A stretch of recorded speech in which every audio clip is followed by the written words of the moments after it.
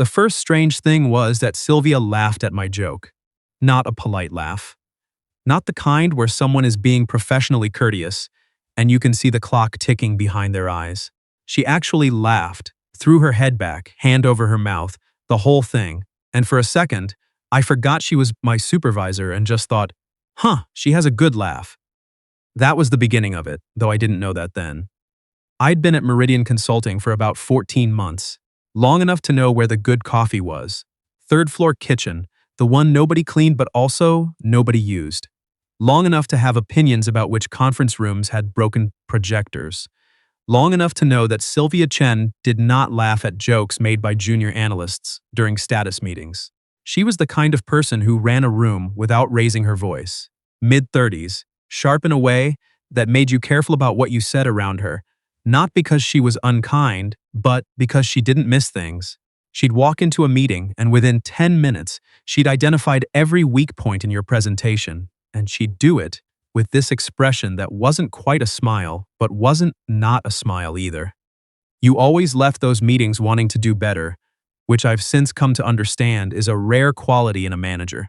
We weren't friends. We were professional. She called me by my last name for the first 6 months. The laugh happened on a Thursday. We'd just wrapped the Hartwell account. 4 months of work, 2 all-nighters in the final week. A presentation that had gone well enough that the clients actually applauded, which our regional director told us almost never happened. Sylvia had shaken everyone's hand afterward, said something to each person that was specific and genuine, and then looked at me when it was my turn and said, "You did good work, Alderman." She'd been calling me by my first name, Will, for maybe 3 weeks at that point. She reverted to last names when she was being formal. I said, without thinking, "I know, I was there." It was a dumb thing to say. Half a second after it left my mouth, I was calculating how badly I'd just damaged my standing with her. But she looked at me for a moment, and then she laughed. The real one, the head-back one, and said, "Yeah, you were. That was Thursday. Friday was the team happy hour." I want to be clear that I almost didn't go. I'd gone to exactly 2 work social events in 14 months, and both times I'd stood near the food, made conversation that I spent the Uber ride home second-guessing, and left before anyone noticed. I was not particularly good at the social part of a workplace that considered itself social, but the Hartwell win was a big deal, and our director Gareth made it sound like attendance was expected without quite saying so, and I figured I'd stay for 45 minutes, have 1 drink, and disappear. The bar he'd chosen was called the Brass Rail. It was one of those downtown Chicago spots that looks like a speakeasy, but costs like a rooftop, dark wood and exposed brick, and cocktails with names that required explanation.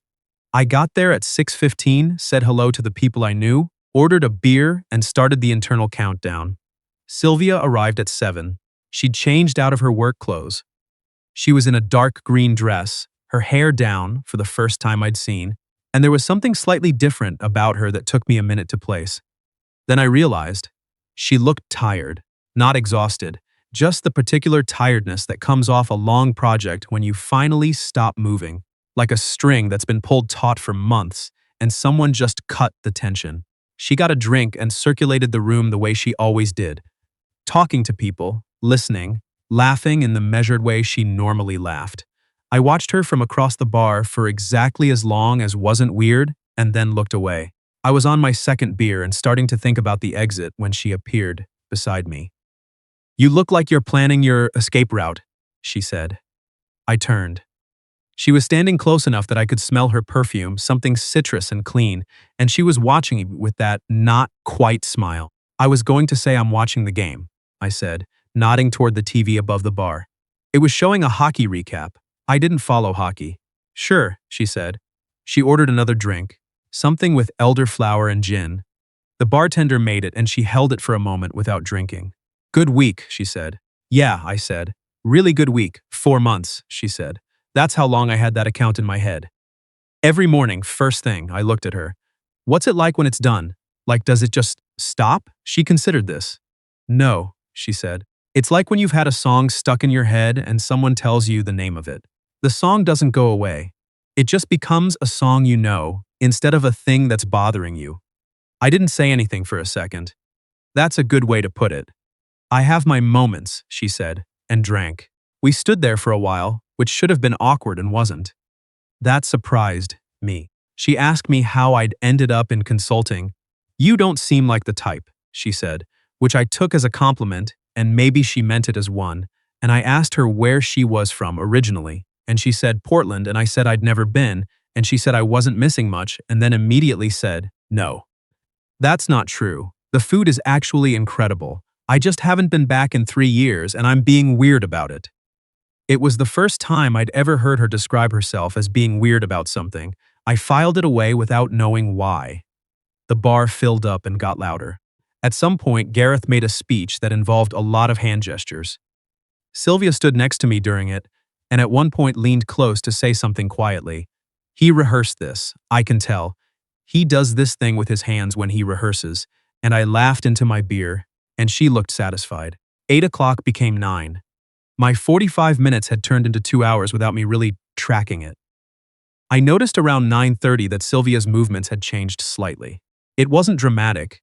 She wasn't slurring or stumbling, but there was a looseness to her that hadn't been there before, a way of gesturing when she talked that was more expansive than usual. Her drink count had gotten ahead of her, I thought, or maybe she hadn't eaten much. She was still Sylvia. She was just Sylvia with the volume turned up slightly.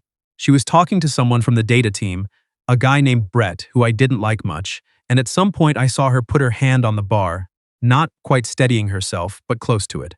Brett didn't notice. I did. I waited until she'd moved away from him and then fell into step beside her, casual, like I was just heading to the same part of the room. "Hey," I said, "when did you last eat?" She looked at me sideways. "What a strange question to ask a person. I'm curious," she said. I had a salad. At 1, the kind with the cranberries. It was 9:45. "How many of those have you had?" I asked, nodding toward her glass. She looked at it like she was counting backward. 3, maybe 4. The gin one was stronger than I expected. "Yeah," I said. "They usually are here." She met my eyes. For a moment, she looked like she was going to say something dismissive, the way she sometimes did when she felt someone was managing her. Instead, she said, "I'm fine." "I know," I said. "I just wanted to check." She was quiet for a second. "The room is a little loud. We could step outside," I said. "Get some air." We did. The October night hit us both, and she took a breath like it was the first clean one she'd had in hours. She leaned against the brick wall of the building, eyes closed for just a moment, and I stood nearby and didn't say anything. "I don't do this," she said. "Do what? This." She gestured vaguely. I don't get to this point. I have 2 drinks and I stop." "What happened tonight?" She opened her eyes and looked at me. I stopped paying attention. I didn't push it. We stood out there for a few minutes while the city moved around us, cabs and delivery bikes, and the particular Friday night energy of downtown Chicago in October. "I should get home," she said. "How far?" "Lincoln Square. About 4 miles. Were you going to take an Uber?" "I was going to walk to the L," she said. "But." She stopped. "But," I said. She looked at me with a very specific kind of expression. Not helpless, not exactly, but something close to honest in a way that I recognized from the rare moments she dropped the professional surface. "I might want to sit down before I take the L," I said. "My place is 7 blocks. She looked at me. The look lasted long enough that I felt it. "I have a couch," I said. "You can get some coffee, sit for an hour, and then I'll call you a cab when you're ready. That's all." She studied me for another second. "Alderman," she said. "Yeah, this is a very unusual situation. I know. I want to be clear that I'm aware of that." "Noted," I said. "Still 7 blocks. She pushed off the wall. "Let's go then." The walk was not elegant, but it wasn't bad either. She was steadier than I expected once she was moving, though she did slip off her heels at one point and say, "I'm going to carry these," which she did. Walking the last 4 blocks in bare feet on a Chicago sidewalk like that was a completely reasonable life choice. I didn't say anything. It felt like the right call. My apartment building is one of those narrow 6 floors no elevator places in the South Loop. Nothing remarkable about it, except that it's mine, and the landlord leaves me alone. I got us inside and she looked around at the space. Living room, kitchen, the hallway leading to the bedroom, with the evaluating look she brought to everything. "Clean," she said. "Thanks. I expected chaos." "Why?" She sat down on the couch and set her heels on the floor. "I don't know. You seem like you have a lot going on in your head." I went to the kitchen and put the kettle on. She tucked her feet under her on the couch, the way people do when they're starting to decompress, and I got the impression she didn't do that often either.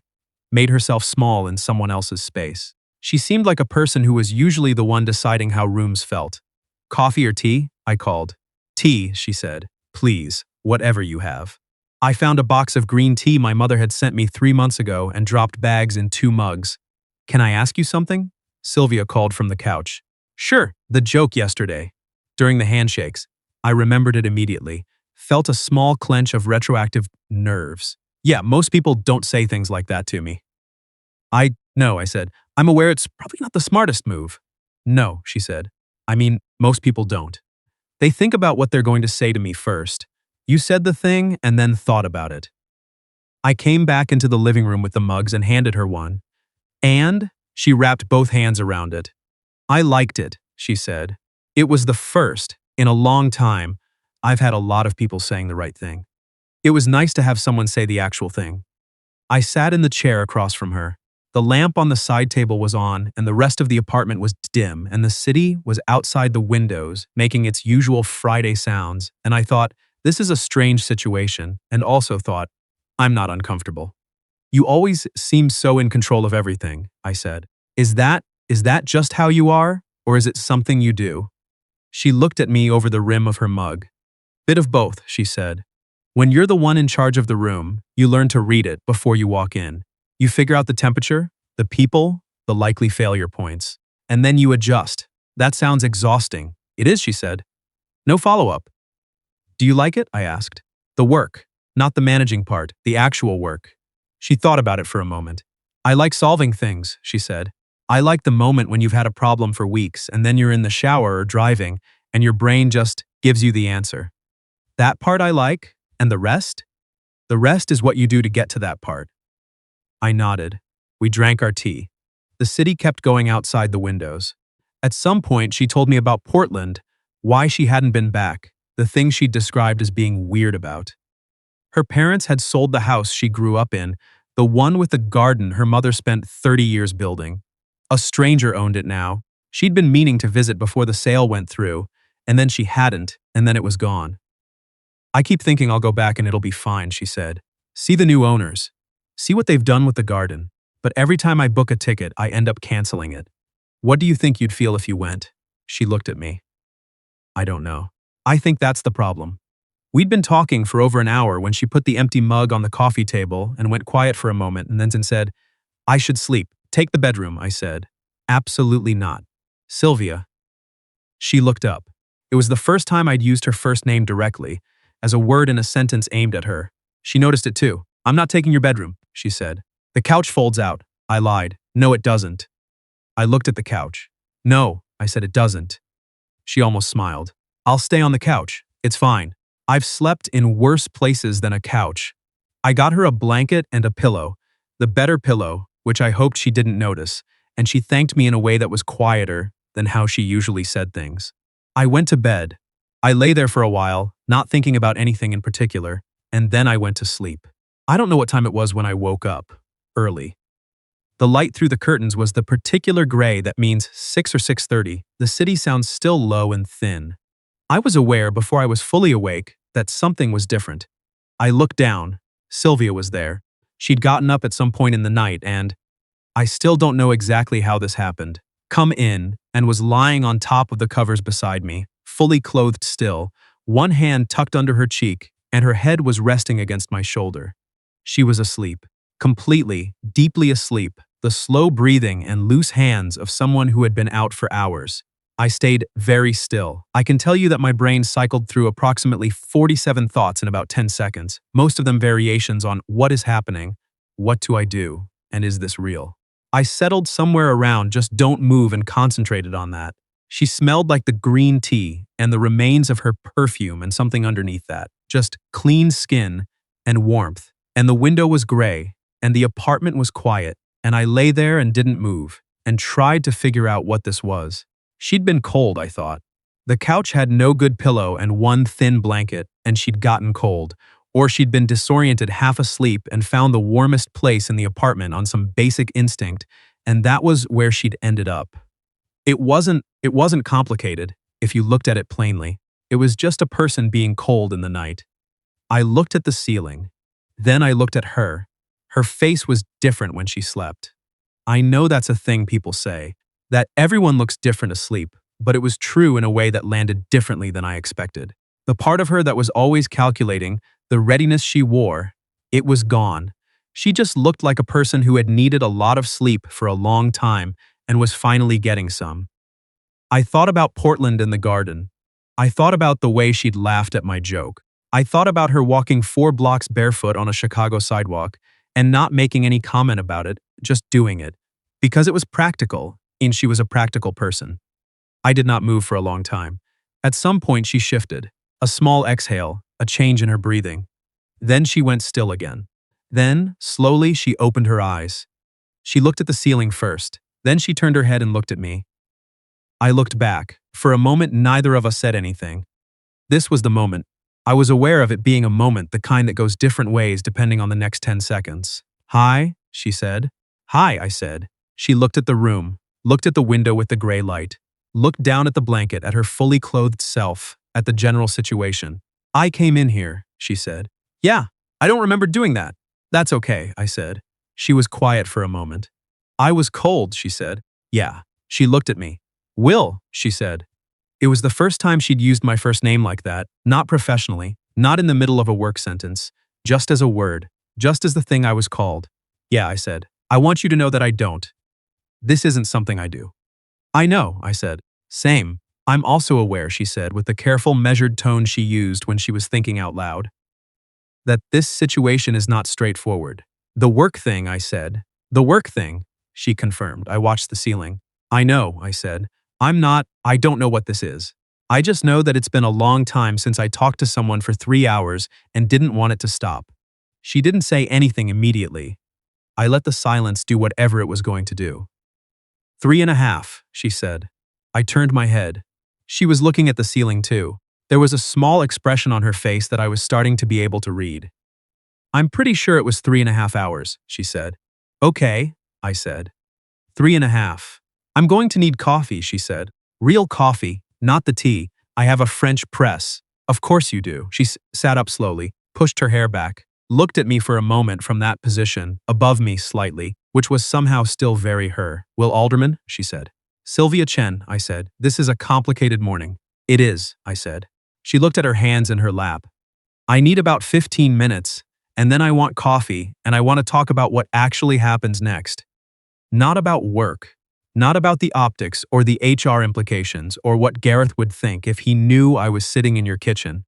I just want to talk like two people who had a 3.5 hour conversation and figure out if there's something after that." I sat up. 15 minutes, I said. "Bathrooms down the hall. There's a toothbrush still in the packaging under the sink." She gave me a look that was mostly the not quite smile but also something else. "You keep packaged toothbrushes for guests?" "My sister visits," I said. "Of course she does," Sylvia said, and stood up, and that was that. She took 20 minutes, not 15. I made coffee and scrambled eggs because it seemed like the right thing, and I needed something to do with my hands. By the time she came back down the hall, she'd washed her face, and her hair was pulled back, and she was still in last night's clothes, but she looked like herself, the version of herself I'd watched all through the night, not the work version. She sat at the kitchen table, and I put a mug in front of her, and she held it with both hands the same way she'd held the tea mug the night before. "I like that you made eggs," she said. "I needed something to do," I said. "I know." She smiled. This time it made it all the way to a real one. We ate. She told me that she had to call her friend Daria to tell her she was fine, because she'd texted Daria from the bar last night, and Daria had been sending increasingly alarmed follow-up messages since 8 a.m. She texted back while I cleared the plates. I heard her laugh once at something Daria sent in response. She says, and I quote, Sylvia said, holding up her phone, "Okay, but is he cute?" I looked at her. "What did you tell her?" She set the phone face down on the table. "I told her the eggs were good," she said. I sat back down. We had more coffee. The morning moved forward. At some point, the light through the kitchen window went from gray to pale yellow, and the city sounds got louder and more ordinary, and it started to feel like a Saturday rather than something in between. "Here's what I think," she said. She'd been quiet for a while, both of us comfortable in it. I think I want to have dinner with you. Not as colleagues. Not a work dinner. Just dinner. Yeah, I said. And I think it has to be something we do carefully, she said. Not secretly. I don't want to do anything that involves hiding. That's not something I'm willing to do. But carefully, because the work situation is real, and I care about my work, and I assume you care about yours. I do, I said. So we figure that part out as we go, she said. Honestly, if it ever becomes something we can't figure out, we say so. I looked at her. That's a reasonable set of terms. I'm a reasonable person. I know, I said. You're actually the most reasonable person I've ever met, which is almost annoying. She looked at me. Almost, she repeated. Almost. She was quiet for a second. Then, I laughed at your joke yesterday. I know, I said. I was there. She did the thing where she almost smiled and then actually smiled, and it went all the way this time. And I thought about the bar and the brick wall and the barefoot walk and the gray light and the 3.5 hours, and I thought, I have no idea where this goes. And that was fine. That was completely fine. She called a cab around 11. I walked her down to the street, and she stood on the sidewalk with her heels back on and her jacket from the night before, and she looked like someone who had made peace with the fact that life occasionally does things you don't plan for. Dinner, she said. Tuesday? Tuesday, I said. She looked at me for a moment in the October morning light. You know what I told Daria, she said. About the eggs. Yeah, I didn't just mean the eggs. I didn't say anything. She didn't either. Then she got in the cab and the cab pulled away, and I stood on the sidewalk for probably longer than was necessary and watched it go. I went back upstairs. The apartment still had 2 mugs on the coffee table and 1 good pillow on the couch and the particular quiet of a morning that has already decided to be memorable. I sat on the couch for a while. I'd been at Meridian Consulting for 14 months. Long enough to know where the good coffee was. Long enough to know that Sylvia Chen did not laugh at jokes made by junior analysts, except once, and then twice. And that, as it turned out, was enough.